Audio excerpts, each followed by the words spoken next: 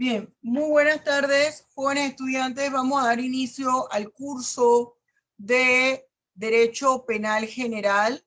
Este corresponde al segundo año AB diurno. Y hoy es el día jueves 27 de mayo de 2021. Vamos a explicar la dinámica de la clase del día de hoy. Vamos a esperar a que yo termine de estructurar el marco teórico del módulo 1 y finalizarlo para entonces abrir a un periodo de preguntas y respuestas y continuar con todo lo demás. Quisiera, por favor, yo le había preguntado a Migdalia. Migdalia, ¿en qué parte quedamos? Voy a compartir pantalla. Ya dimos todas las teorías que explican la acción. Si no te acuerdas, me dices no me acuerdo y paso a otra estudiante. A ver. Luján, Carmen. Sí, ¿Dónde quedamos? nosotros terminamos la teoría. Ajá. Hasta donde está la teoría y... Dimos la teoría sobre la relación de causalidad. Sí, la teoría que usted pasó en antes ya la habíamos visto. Y estas, las teorías sobre la relación de causalidad. Liz Marie. Profe, que habíamos quedado en el tema 4, no comenzó la teoría de la función más eficaz. Ajá. Bien, ya estamos en la teoría sobre la relación de causalidad. Y vamos a dar el 6, teoría de la condición más eficaz, la última. No, profesora, usted terminó de explicar todas las teorías, la ausencia de la acción, y el día de hoy va a explicar el tema número 4, tipicidad. Ajá, el tema, perfecto, fantástico, ok, bien. Ya nos hace falta poquitito. ¿Qué pasa con la tipicidad? Aquí tenemos, ¿qué es la tipicidad? La tipicidad es adecuar lo que ocurrió, la conducta realizada por el agente y buscarle que encaje en algún tipo penal. Fíjense. Aquí yo pongo, no es que vamos a ver el video, simple y sencillamente para mostrarle un ejemplo. El año pasado, cuando ocurrió lo de George Floyd en los Estados Unidos, acuérdense, el señor afroamericano que lo mataron, la policía le dio palo, bueno, en fin. Eso parece que se regó como pólvora por todas partes. Dice que cuando está ocurriendo algo en algún país, eso parece que se esparce como virus en el resto de los países. Aquí lo mismo que estaba ocurriendo en Estados Unidos ocurrió en México. En México, una muerte de un joven de nombre Giovanni López. Giovanni López estaba con sus primos en la acera de su casa. Allá, igual que aquí, que los muchachos acostumbran a que salen y se ponen en el porche o en el muro del porche de la casa, la parte frontal, y ahí están conversando. Entonces, bueno, Giovanni estaba allí con lo que se llama la burbuja familiar, que era su hermano y sus dos primos. Eran 4 muchachos. La tía los llama porque ya estaba la comida. En eso va pasando la ronda de la policía. Y ve que los 4 muchachos, pero que eran de la misma burbuja familiar, que estaban en su casa, porque todavía eso era ahí su casa, se detiene y ya habían entrado los 2 primos y el hermano. Cuando él vio a la policía, él voltea la cabeza hacia atrás porque pensaba que algo había pasado en la calle. Y al él voltear la cabeza, el policía se baja, lo agarra por esta parte de la camisa y lo empuja hacia la patrulla. Entonces él pensó a gritar y salió la mamá, la tía, la hermana, las primas, el hermano, los primos. Y eso fue un escándalo tan grande que la gente de toda la calle empezó a salir porque la tía y la mamá gritaban, déjalo, déjalo, déjalo.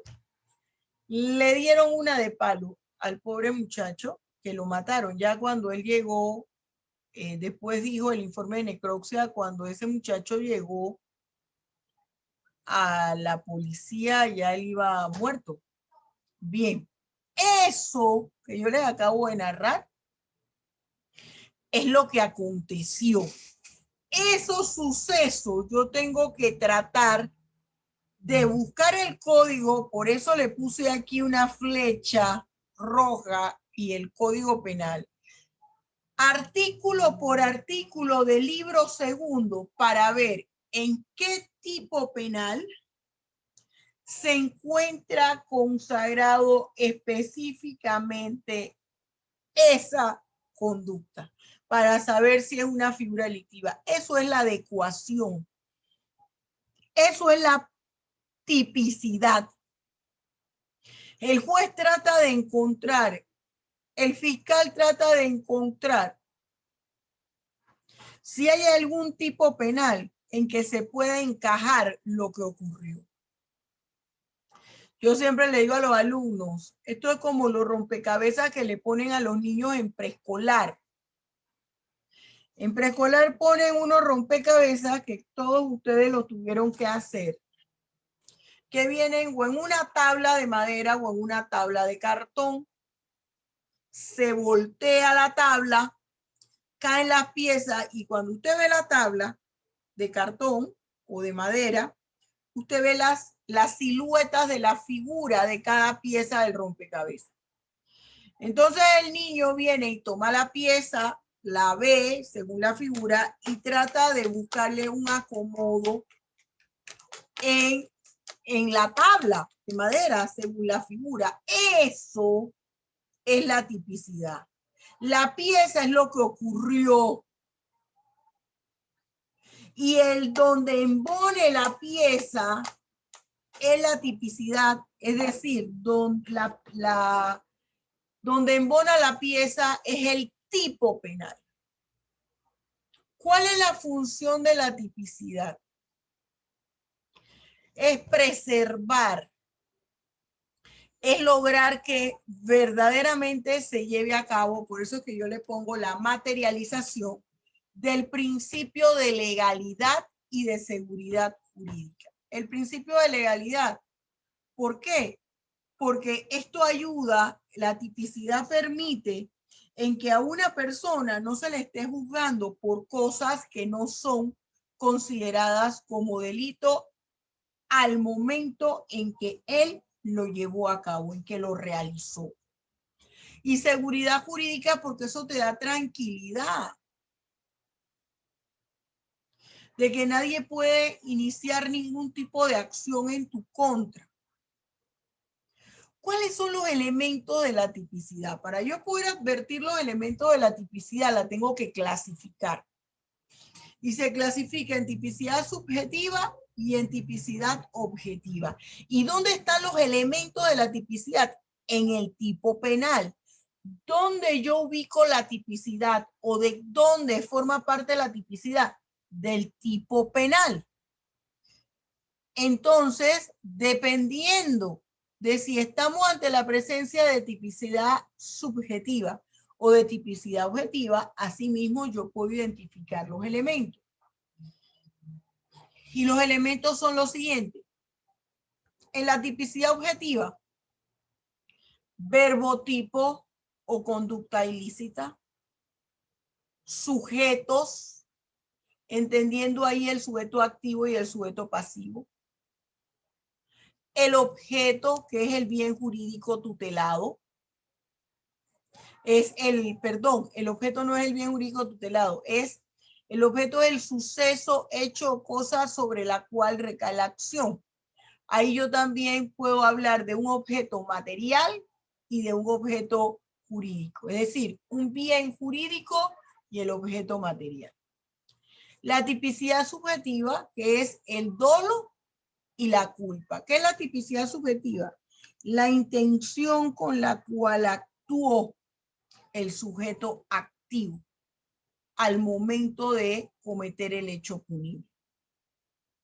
Sin embargo, ya mi tipo penal me indica a mí cómo va a actuar ese sujeto, porque como nosotros, aunque tenemos un enfoque mixto en el Código Penal, tanto causalista como finalista, esa parte del finalismo me dice a mí que mi tipo penal me va a indicar si esa es una conducta ilícita que se hace con intención o sin intención. Si mi tipo penal no me habla de nada, quiere decir que la conducta se hace con dolo. Si mi tipo penal me dice quien culposamente, quiere decir que esa condición en específica se puede hacer sin intención. Pero acuérdense que yo les he dicho a ustedes que eso sería ponerle, eso es ponerle una camisa de fuerza al tipo penal. Porque en realidad lo que me va a mí a indicar ante qué nos encontramos es la forma como se llevan a cabo los actos idóneos y el resultado final. El dolo. Vamos a ver tres aspectos del dolo: el concepto, las características y la clasificación.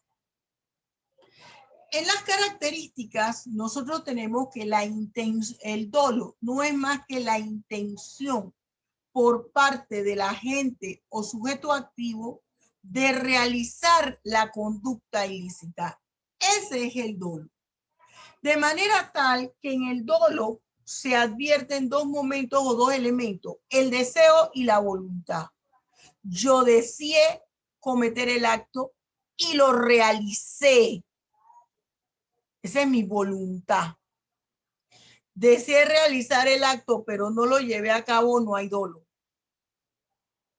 Las características conforman el ilícito penal. Este me determina mi nivel más alto en cuanto a la responsabilidad penal de la gente. No es lo mismo la pena para aquella persona que actuó sin intención que para la persona que actuó con el deseo y la voluntad de hacer el daño. ¿Cómo se clasifican? Aquí tenemos dolo directo, dolo eventual, dolo indeterminado y dolo indirecto.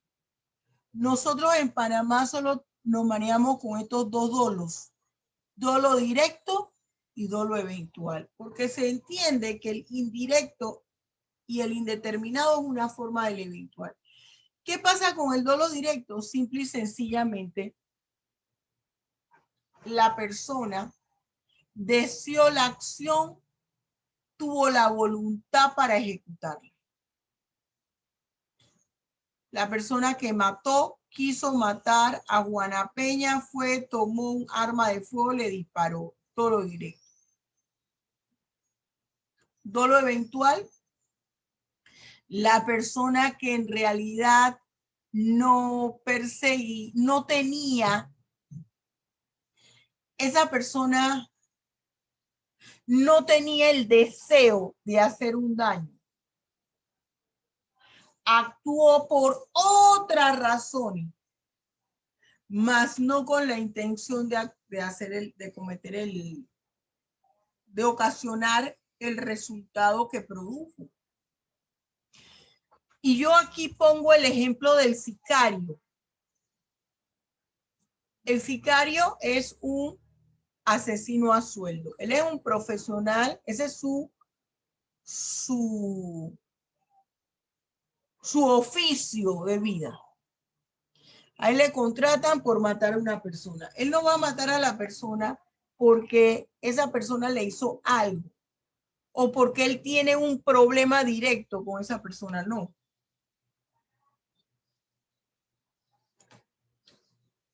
Simple y sencillamente,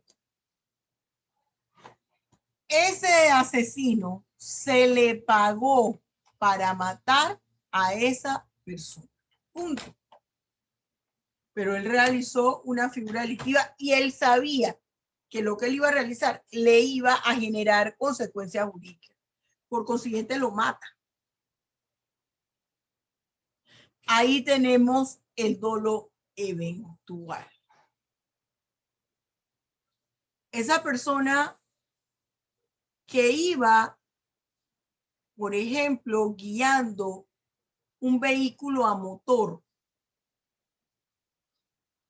y al guiar un vehículo a motor tuvo un accidente porque se puso a hacer un regata, es decir, competencia de carro con otro que le rebasó. Y él, ¿qué es lo que quería? Alcanzar al otro carro. Él no quería matar a los pasajeros,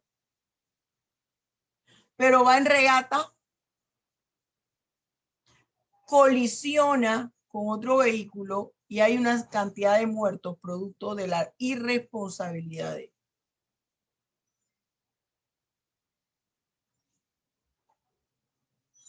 El dolo indeterminado, que lo toma el dolo eventual,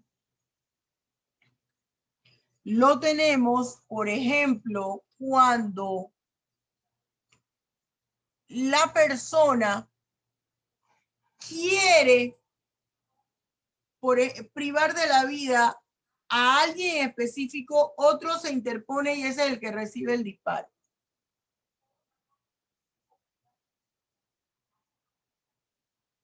Pero no hablan a nuestra legislación de que todo eso se arropa bajo la manta del dolo eventual. Dolo indirecto, por ejemplo, la persona que insta a otra a suicidarse. Ahí hay un dolo indirecto. Pero de igual manera, la legislación panameña dice no, ahí lo que hay es un dolo eventual. Porque son las dos clasificaciones de dolo que contemplamos, el directo y el eventual. ¿Qué pasa con la culpa? Aquí vemos tres aspectos también. Concepto, característica y clasificación. La culpa es un acto que realiza el agente o victimario sin intención. Sin intención de obtener el resultado final que se obtuvo, que fue la comisión de una figura delictiva.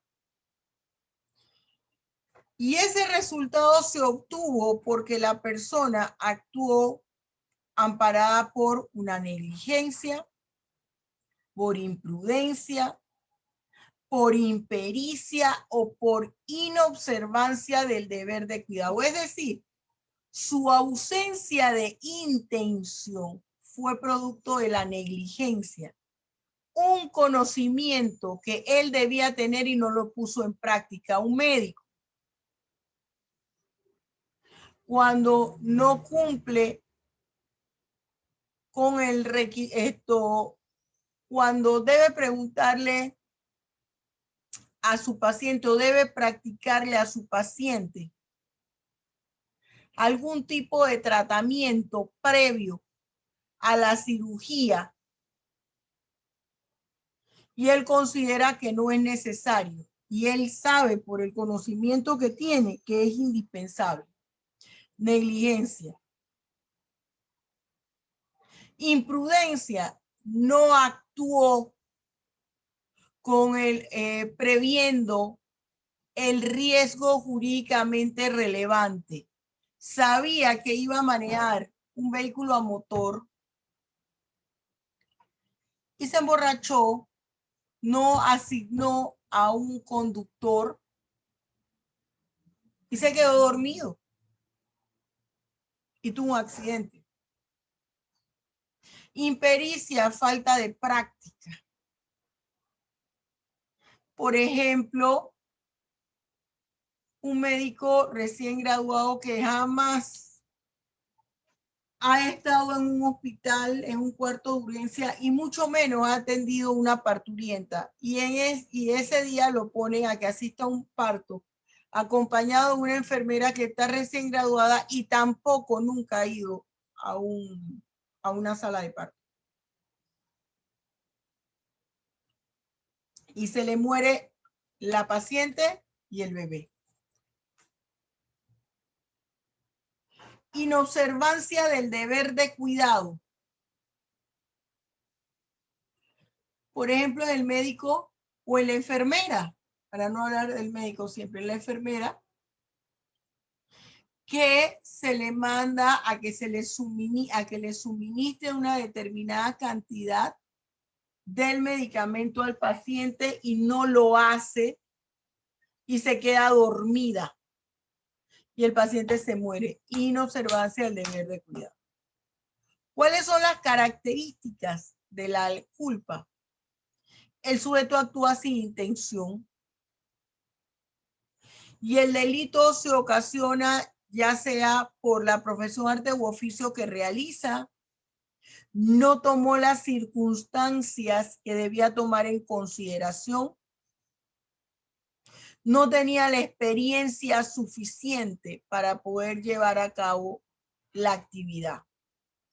La clasificación de esa culpa, podemos hablar de culpa consciente y de culpa inconsciente. La consciente, él sabía que no debía manejar ebrio bajo los efectos del alcohol. Él no debía manejar borracho. Y sin embargo, lo hizo y por eso ocasionó la colisión y vinieron los muertos. La culpa inconsciente, cuando la persona no toma las precauciones, porque no sabía o porque creía que no era necesario. La antijuridicidad. La antijuridicidad, vamos a ver tres aspectos aquí importantes. Concepto, clasificación y característica. ¿Qué pasa con la antijuridicidad? Es un elemento constitutivo del delito que su función es calificar a la conducta realizada por el agente. La antijuridicidad es la característica de ilícita, de ilicitud que se le da a la conducta que ha realizado el agente o sujeto activo. Por eso es que usted escucha que a la antijuridicidad se le denomina injusto jurídico. Eso quiere decir, es la característica de ilicitud que se le da a la conducta, al comportamiento que ha realizado el sujeto activo. Esa es la antijuridicidad. Esa antijuridicidad se clasifica, o usted puede escuchar tipos de antijuridicidad o clase de antijuridicidad en dos formas. Antijuridicidad formal y antijuridicidad material. La antijuridicidad material es el aspecto de la vulneración o transgresión al bien jurídico tutelado. La antijuridicidad formal es el no cumplir con el mandato que la norma jurídica establece. Cuando la norma jurídica dice, por ejemplo, quien cause la muerte a otro será sancionado con prisión de, y sigue ahí. No es que está mandando a la persona a que mate. Le está diciendo, mira, quien cause la muerte a otro está cometiendo un delito que va a ser penado. No lo hagas. Ese es el aspecto formal. El que mata no cumplió con ese mandato de la norma. El aspecto material es que vulneró un bien jurídico tutelado. ¿Cuál? La vida. Por eso es que para poder usted ejemplificar, traer al mundo real la antijuridicidad, usted simple y sencillamente cita el bien jurídico afectado el artículo en el cual estaba, el capítulo y el título y el libro. Característica: es el injusto jurídico realizado por el agente. Determina cuál es el bien jurídico transgredido. Es uno de los elementos constitutivos del delito. Refleja la intención de dañar en la conducta del agente. La imputabilidad. Vamos con la generalidad. Aquí hay tres aspectos: el concepto, los elementos y las características según los elementos. ¿Qué es la imputabilidad? Fíjese, la imputabilidad es la capacidad que tiene todo individuo de entender y comprender la magnitud del acto que está llevando a cabo. De comprenderlo en el momento, no antes ni después de realizar el acto, en el momento. Él está entendiendo que lo que está haciendo no solamente está mal, que no lo debe hacer y que le va a generar una responsabilidad jurídica penal, que va a afectarle el goce total de su derecho, principalmente el de la libertad de tránsito. ¿Cuáles son los aspectos que involucra la imputabilidad? Dos aspectos: el psicológico y el normativo. Y que a través de estos aspectos yo veo las características de la imputabilidad. El aspecto psicológico implica que la persona tiene que estar en pleno uso y control de sus facultades mentales. Eso le va a generar capacidad de comprensión. Dos, que él tiene que haber decidido voluntariamente realizar la acción. ¿Y por qué decidió voluntariamente? Porque le entendió su proceso volitivo, entendió la conducta y lo que ésta implicaba. Y el aspecto normativo tiene que ver con lo que señala la ley penal, la ley jurídica al respecto. Se es mayor de edad a los 18 años. Clases de imputabilidad. Está la imputabilidad absoluta, la imputabilidad disminuida, la imputabilidad inexistente. ¿Dónde están contempladas? Fíjense ustedes, en el título segundo, que habla de los hechos punibles y personas penalmente responsables. Capítulo quinto. ¿Qué me dice esto? De que está en el título segundo, que esta es una condición que hay que tomar en cuenta para determinar el nivel de responsabilidad penal del individuo. La imputabilidad absoluta está presente en el artículo 35 del Código Penal. Toda persona es imputable hasta que se le demuestre lo contrario. Todo procesado es imputable, tiene que demostrar él que no lo es. Se presume la imputabilidad de toda persona mayor de edad.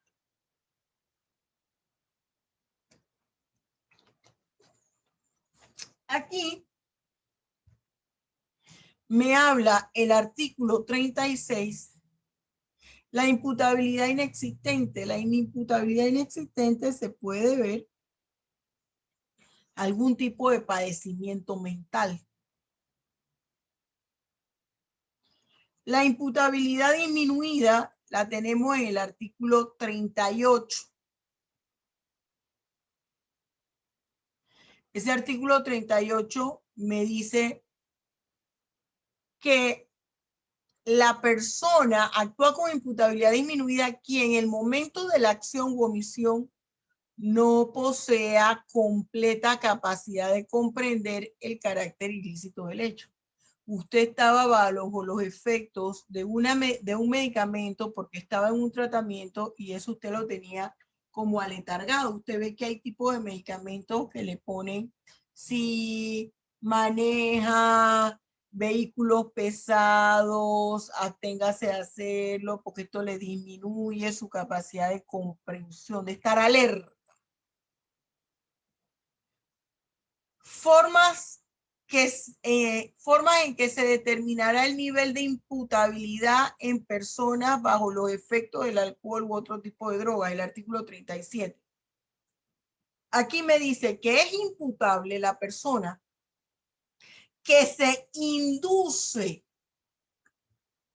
la ebriedad, es decir, se toma unos tragos o inhala cocaína o marihuana, o fuma marihuana o inhala heroína o fuma crack, cualquier tipo de estupefacientes o droga lícita o no, con la finalidad de darse valor para cometer un ilícito y perder la conciencia, no distinguir.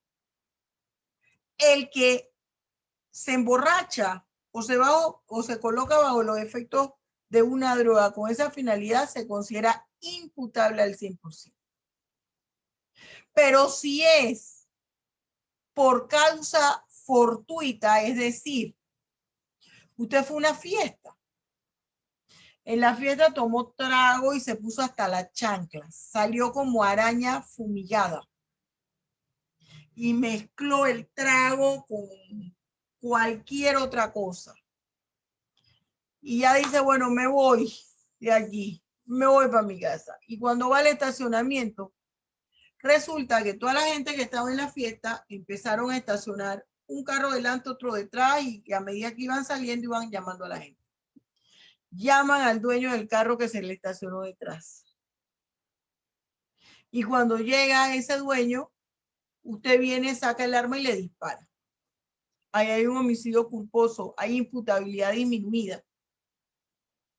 Porque usted no se indujo ese estado de ebriedad o ese estado de inconsciencia para matar a la persona.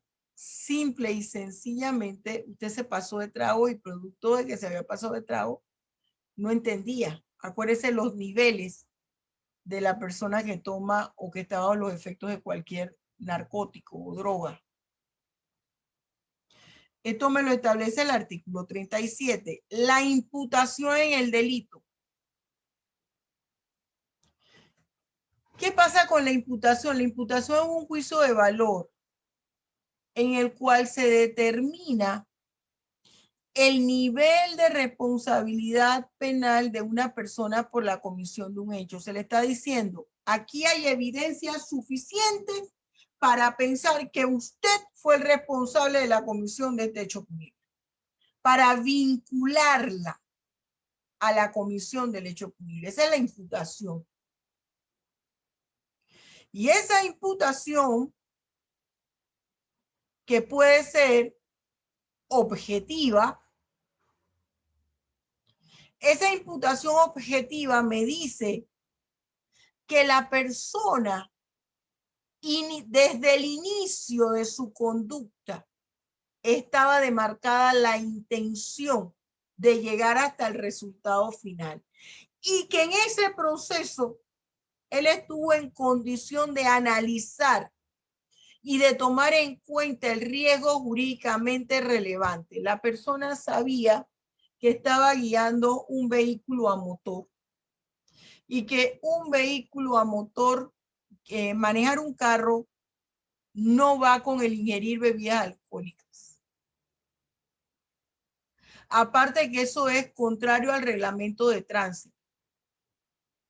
No solamente lo hace, sino que maneja en exceso de velocidad y mata a varias personas y se da la fuga. Imputación objetiva. Los elementos de la imputación objetiva. 1. La conducta realizada por el agente. Tuvo la posibilidad de contemplar el riesgo jurídicamente relevante y no lo hizo.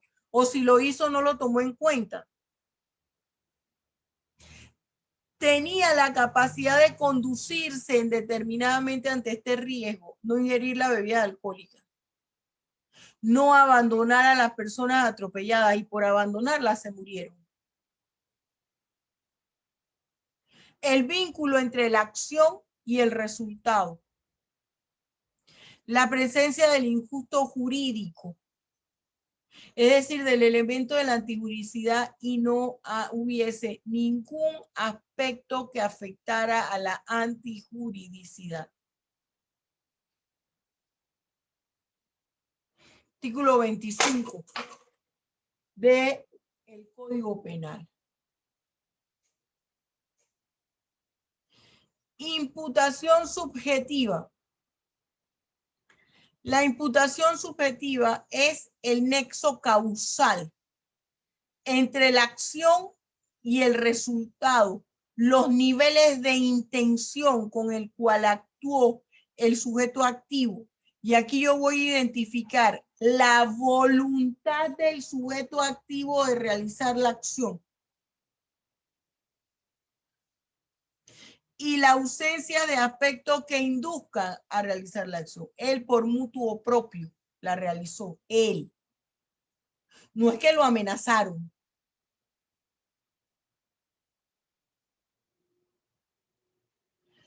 Imputación personal o individual. Esta es una figura eminentemente del proceso penal. Está regulada en el artículo 280 del Código Procesal Penal. Y este es el juicio de valor que hace el juez de garantía. El juez de garantía analiza la evidencia que le lleva al Ministerio Público y los toma en cuenta para saber si se formulan cargos o no. El artículo 280 dice del Código Procesal Penal: cuando el ministerio, dice formulación de la imputación, cuando el Ministerio Público considere que tiene suficientes evidencias para formular imputación contra uno o más individuos, solicitará audiencia ante el juez de garantías para tales efectos.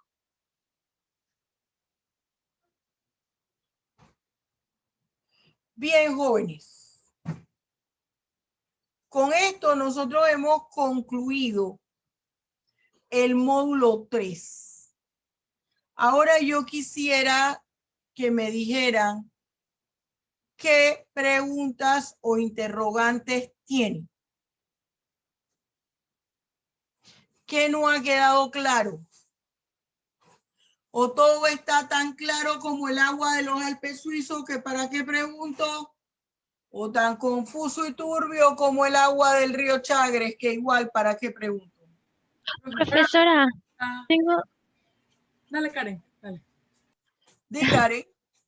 Profesora, yo tengo una pregunta sobre la imputabilidad disminuida. Usted hablaba de que cuando una persona tiene un problema mental, ¿verdad? Pero vamos a decir que esta persona que tiene un problema mental, por ejemplo, puede ser... Ay, se me olvidó esa enfermedad. Pero vamos a decir que es Bipolar. esquizofrenia. Y está atacando a otra persona, pero viene otra y le dispara para que no mate a la persona que está atacando. La persona que defendió a la que estaban atacando puede ir a la cárcel por matar a la otra. Actuó por causa de justificación. Ok. Ah, profesora, y otra. Entonces, fíjense, hay una cosa que antes de que avances y me sigas preguntando. Yo no dije que en imputabilidad disminuida enfermedad mental. La enfermedad mental le elimina la característica de imputable a la persona, una imputabilidad inexistente.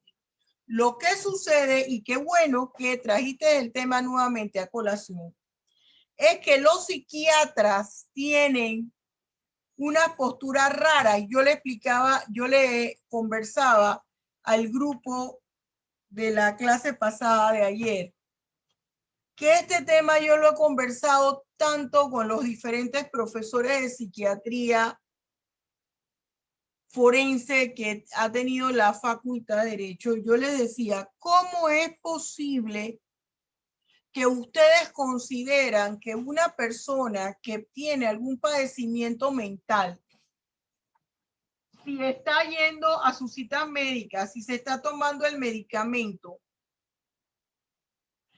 él es imputable? No puede ser, porque él no es una persona sana.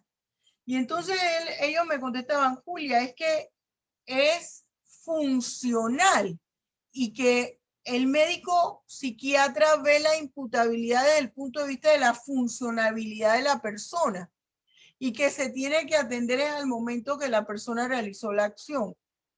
Y yo insisto en mi punto, si una persona, y doy el mismo ejemplo, sufre del estómago, padece hernia hiatal, que no puede comer ningún tipo de condimentos irritantes. Bueno, no todos los condimentos son irritantes. El culantro es un condimento y no es irritante.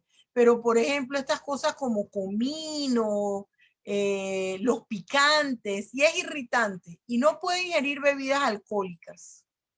Porque si lo hace, ¿qué sucede?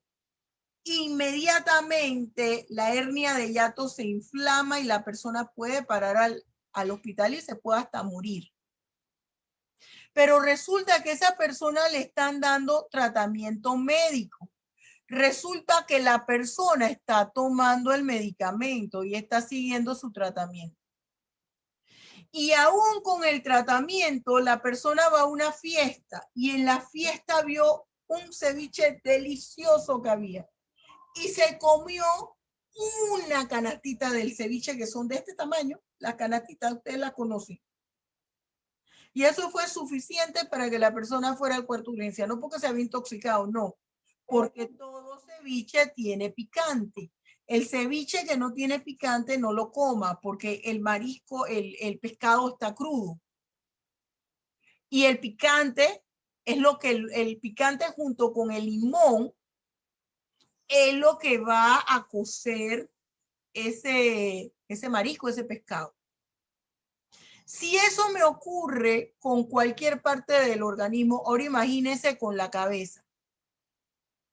La bipolaridad que ahora le ponen las personas nivel 1, nivel 2, nivel 3. Aunque el individuo esté en el nivel 2, nivel 1, nivel 3, usted lo ve que está súper hyper. No es la persona hiperactiva normal, no.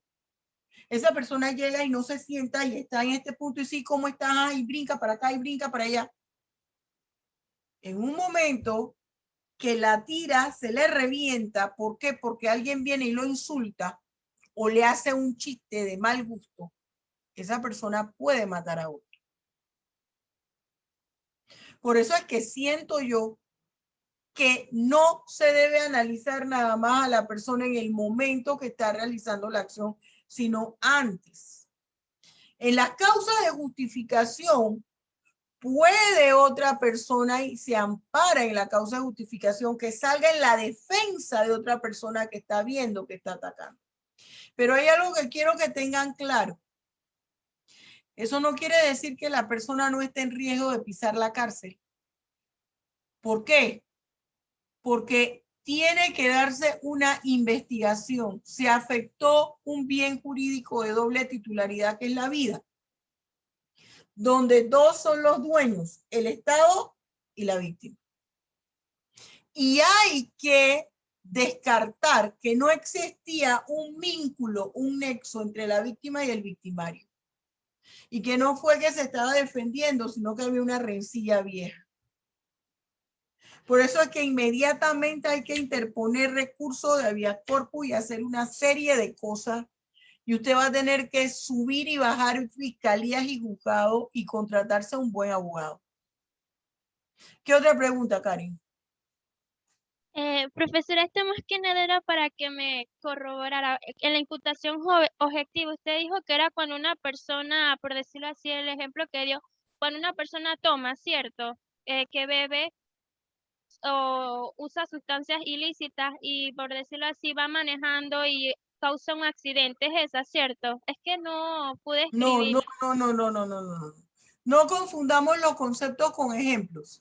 Ok, Imputación objetiva quiere decir que el agente que realizó la acción desde el inicio de la conducta tenía el deseo de concluirla y que además tenía el deseo de llegar a ese resultado y además tuvo la oportunidad de analizar el riesgo jurídicamente relevante que se derivaba de esa conducta. Y todo eso lo hacía entendiendo el acto que estaba llevando a cabo.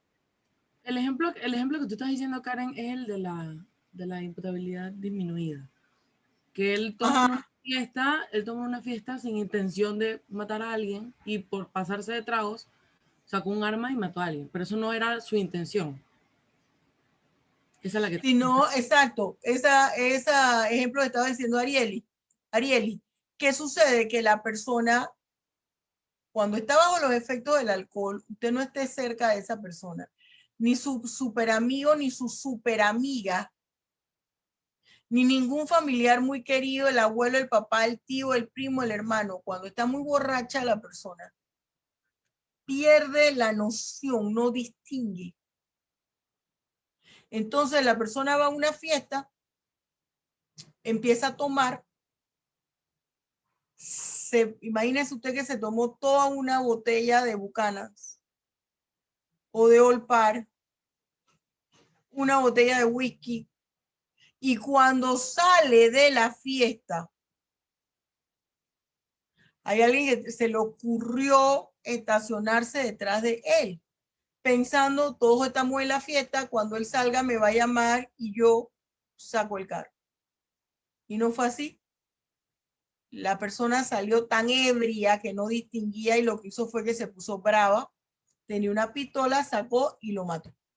Ahí hay una imputabilidad disminuida porque él estaba bajo los efectos del alcohol. Pero si él quería matar a esa persona, pero no tenía valor por sus principios morales, religiosos, dice, bueno, aquí la única forma es que me emborrache. Me emborracho, me drogue. Eso es una imputabilidad objetiva. Exacto. Y hay una imputabilidad ahí absoluta. Bien. Otra pregunta, ¿está clara, Karen? Profesora, Otra pregunta, dime, Alice, Arieli, perdón. usted había dicho que nada más en nuestro código penal solamente se ve el dolo directo y el eventual, pero Ajá. directamente se ven los demás. No. Lo que yo dije es que el indeterminado y el indirecto están dentro del eventual. Es decir, la legislación no hace esa clasificación, no toma en cuenta el indeterminado ni el indirecto porque dice eso está de más. Basta con el eventual, que nosotros tomemos en cuenta el dolo eventual, porque el dolo eventual es el que me señala, yo sabía que esto podía ocurrir, pero de todas formas yo llevo a cabo la acción porque no es que tengo nada en contra contra la persona que estoy actuando, me mueven otros intereses. Entonces ahí está inmerso el indeterminado y el indirecto. Por eso digo que está de una forma como indirecta dentro del eventual. Pero no lo hablamos, no digamos que es una forma indirecta. Es una forma del dolo eventual. Listo, profesor, es que no había entendido esa parte. Bien. ¿Qué otra pregunta? Bien, muchachos, fíjense, muchachos y muchachas, que aquí creo que solo son muchachas las que hay hoy. La segunda parte de este conversatorio iba a ser interrogatorio.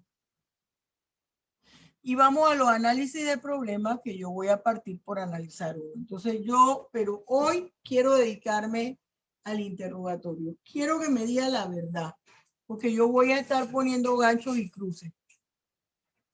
¿Usted prefiere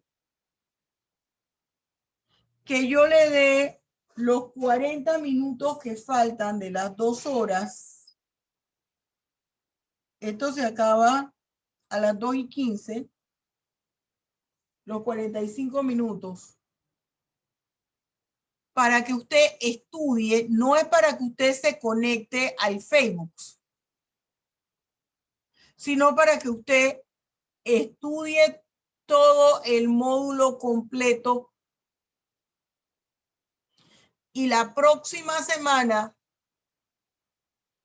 en la clase que tenemos el día martes, hago el interrogatorio. El jueves, porque tenemos 5 clases, ¿se acuerda que les dije? Sin contar estas 5 clases de este tercer módulo. Y el jueves, que tenemos las 2 horas, vemos los problemas y seguimos con el interrogatorio. ¿O quiere que empecemos ya? ¿Qué prefiere? La opción que usted propuso, profesora, de dejarnos La los segunda. 40 minutos que quedan, entonces, Bien. Por favor, yo sé que aquí hay gente que va a estudiar, pero veo Sí, caritas de profesora, otra yo también quería.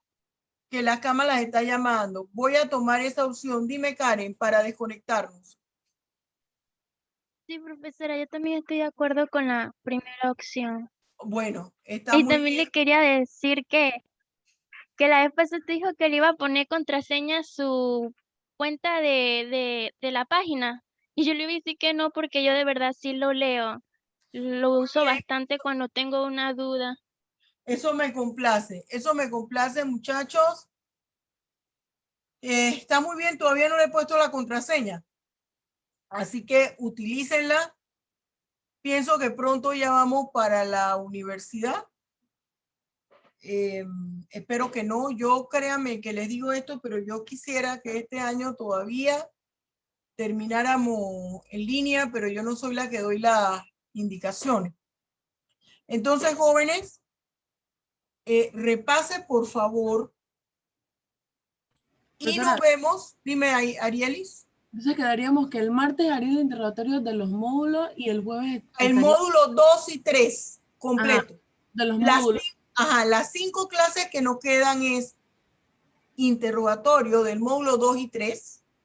Y el análisis de los problemas. Pero el jueves, como tenemos 2 horas, entonces yo empiezo con los problemas y voy llamando y voy preguntando. ¿Ok? Listo, profesora. Profesora, disculpe, Dime, Melanie. para corroborar, el artículo de las 300 palabras es sobre el módulo 3. Ajá. Yo les puse el tema, mi amor. Acuérdate que yo doy el tema. El tema no lo ponen ustedes, lo doy yo.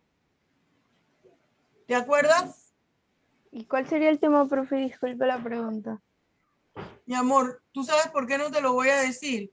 Porque desde el primer día lo tienen colgado en mi sitio web.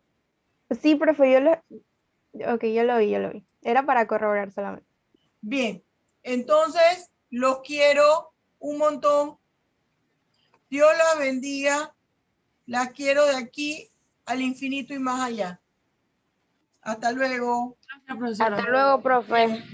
Okay.